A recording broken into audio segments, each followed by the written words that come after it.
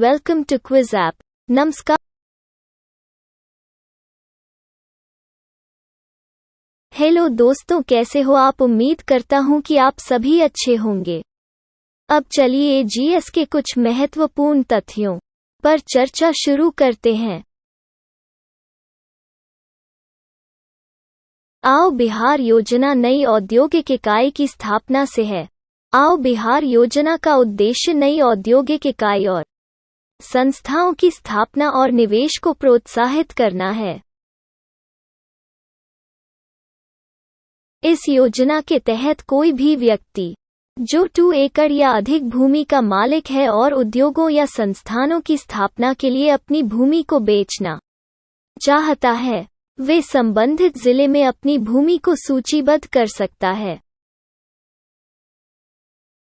बिहार सरकार ने राज्य में निवेश को प्रोत्साहन के लिए बिहार औद्योगिक निवेश प्रोत्साहन नीति 2016 लाया था। बिहार सरकार ने 2020 में बिहार औद्योगिक निवेश प्रोत्साहन नीति 2016 में परिवर्तन किया है।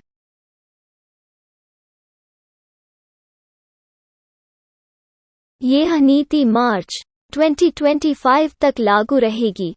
इस औद्योगिक नीति के तहत 500 करोड़ निवेश और 500 रोजगार देने वाले उद्योगों को कई तरह की रियायतें देने की फैसला किया है। इस नई नीति में dry warehouse, food processing, transportation, bottling unit और हॉर्टिकल्चर को भी शामिल किया गया है।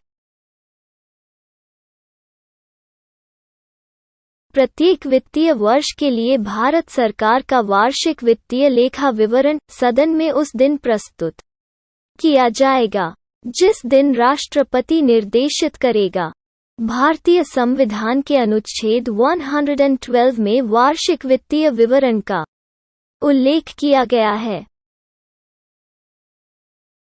भारत में बजट सर्वप्रथम 18 फरवरी 1860 ईस्वी को जेम्स विल्सन ने प्रस्तुत किया था। भारतीय परिषद एक्ट 1909 के द्वारा प्रथम बार सरकार ने बजट पर पूर्ण बहस की अनुमति दी। बजट संसद में राष्ट्रपति के नाम से वित्त मंत्री द्वारा पेश किया जाता है। आम बजट को रेल बजट से अलग 1924-25 में एक्वथ कमेटी के रिपोर्ट पर कर दिया गया था।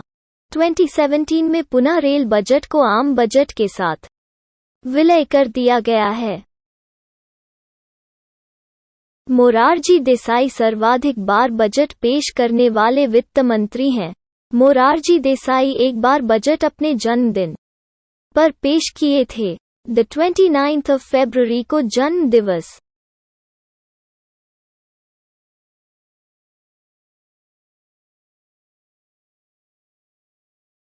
वित्त आयोग का गठन 5 वर्षों पर किया जाता है। 15वें वित्त आयोग का गठन एन.के. सिंह की अध्यक्षता में किया गया है। 2020-25 के लिए 14वें वित्त आयोग के अध्यक्ष वाई.वी. रेड्डी थे। संविधान के अनुच्छेद 280 में यह प्रावधान है कि राष्ट्रपति द्वारा प्रत्येक 5 वर्ष में वित्त आयोग का गठन किया जाएगा। इसमें अध्यक्ष के अलावा 4 और सदस्य होते हैं। प्रथम वित्त आयोग की गठन 1951 में हुआ था। प्रथम वित्त आयोग के अध्यक्ष के.सी. नियोगी थे। इसका उद्देश्य भारत के केंद्रीय सरकार एवं राज्य सरकारों के बीच वित्तीय संबंधों को परिभाषित करना। ट्रांसजेंडर व्यक्तियों के लिए राष्ट्रीय परिषद का गठन किया गया है। यह परिषद सामाजिक न्याय और अधिकारिता मंत्रालय ने गठित की है। परिषद का उद्देश्य सभी राज्यों में ट्रांसजेंडर वेलफेयर बोर्ड की स्थापना की दिशा में कार्य करना और ट्रांसजेंडर समुदाय से जुड़ी विशेष आवश्यकताओं जैसे आवास, भोजन, स्वास्थ्य देखभाल और शिक्षा जैसी जरूरतों को पूरा करना है। मोटुपल्ली काकतीय राज्य में अति महत्वपूर्ण समुद्रपत्तन था। काकतीय वंश की राजधानी वारंगल थी।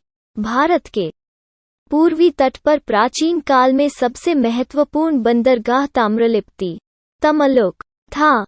मोटुपल्ली बंदरगाह का उल्लेख मार्को पोलो ने किया। मार्को पोलो वेनिस, इटली के निवासी थे। मोटुपल्ली काकतीय साम्राज्य में गणपति के शासनकाल में एक प्रमुख बंदरगाह था। गणपति ने दूरदर्शिता दिखाते हुए विदेशियों से लिए जाने वाले कई करों को समाप्त कर दिया था। इको मार्क पर्यावरण की दृष्टि से अनुकूल उत्पाद पर लगाए गए प्रमाणन का चिन्ह है। इको मार्क पर्यावरण एवं वन मंत्रालय के निर्देश पर भारतीय मानक ब्यूरो द्वारा 1991 ईस्वी में आरंभ किया गया। इसका लोगो मिट्टी का बर्तन है, जो पृथ्वी द्वारा भंगुर लक्षणों को दर्शाता है। गोल गुंबद कर्नाटक में स्थित है। गोल गुंबद बीजापुर, कर्नाटक में स्थित है। गोल गुंबद सुल्तान मोहम्मद आदिल शाह का मकबरा है। गोल गुंबद का वास्तुकार फारसी के दाबुल के याकूत द्वारा 1656 ईस्वी में किया गया। गोल गुंबद का निर्माण का कार्य बीजापुर के शासक मोहम्मद आदिल शाह II के शासनकाल के दौरान प्रारंभ किया गया, किंतु इसका निर्माण अली आदिल शाह द्वितीय के शासनकाल के दौरान पूर्ण हुआ।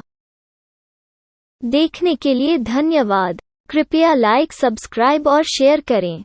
मिलते हैं।